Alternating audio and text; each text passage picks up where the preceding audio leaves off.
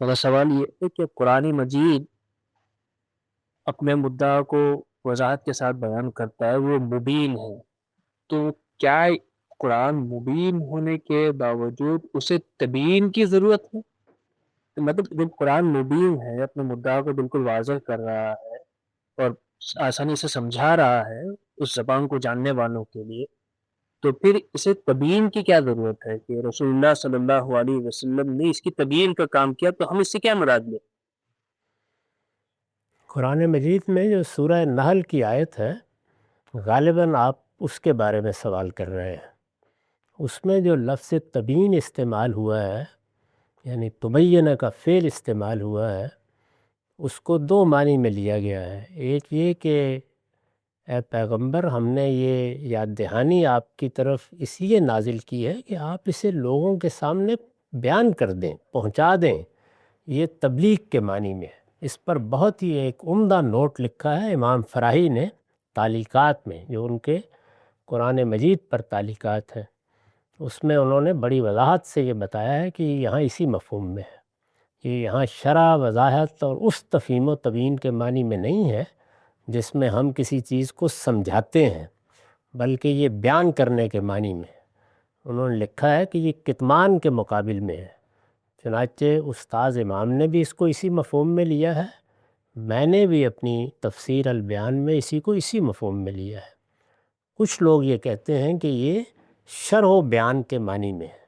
تو یہ سوال بھی اصل میں ان سے کرنا چاہیے۔ شرح و بیان کے معنی کو برسبیل تنزل قبول کر کے میں نے اس کے حدود و قیود پر اپنی کتاب برہان میں بحث کی ہے،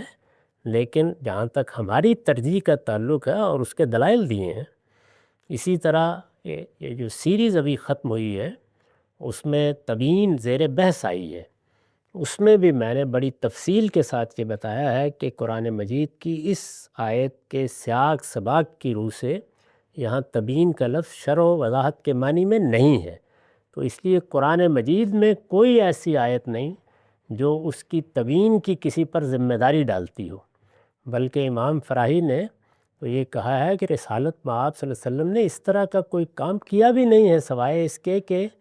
کبھی کوئی سوال پیش آ گیا اور اس کا جواب دے دیا، اور اس سوال کے پیش آنے کی وجہ یہ نہیں ہوتی کہ قرآن کو کسی تفہیم کی یا تبیین کی ضرورت ہے،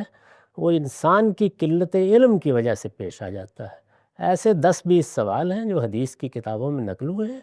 تو آپ کی بات میں جو سوال پوشیدہ ہے، اس کے جواب میں یہ عرض ہے کہ قرآن کتاب مبین ہے، اس کو کسی تفہیم و تبیین کی ضرورت نہیں ہے، وہ اپنا مدعا ہر لحاظ سے واضح کرتا ہے۔ کوئی ایسی آیت بھی قرآن میں نہیں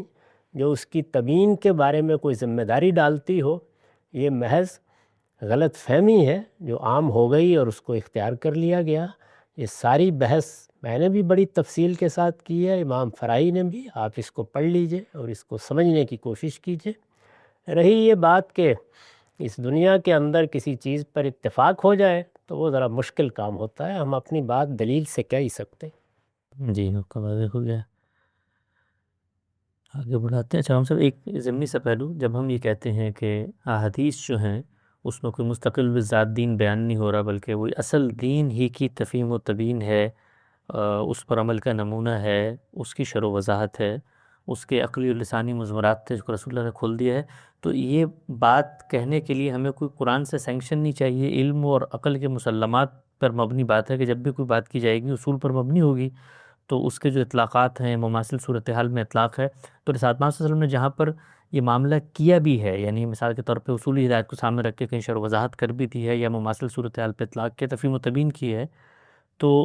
یہ اس کے لیے کوئی قرآن مجید سے سینکشن لانے کی ضرورت نہیں ہے۔ یہ ایک فطری عمل ہے جو رسالت صلی اللہ علیہ وسلم نے بھی کیا اور ہر دور میں علماء بھی کرتے رہتے ہیں، تو اس کے لیے کوئی سینکشن قرآن سے نہیں چاہیے ہمیں۔ اس کے لیے تو یعنی دین کا حوالہ دینا بھی ضروری نہیں ہے، یہ تو ہم دنیا میں بھی ایسے ہی کرتے ہیں،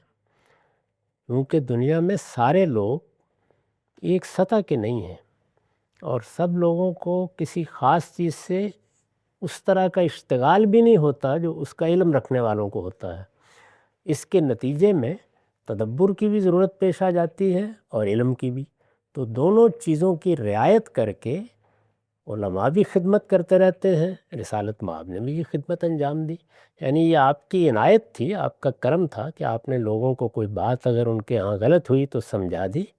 ورنہ ایسا نہیں ہے کہ قرآن مجید اس کا محتاج ہے یا اس کو اس کی ضرورت ہے۔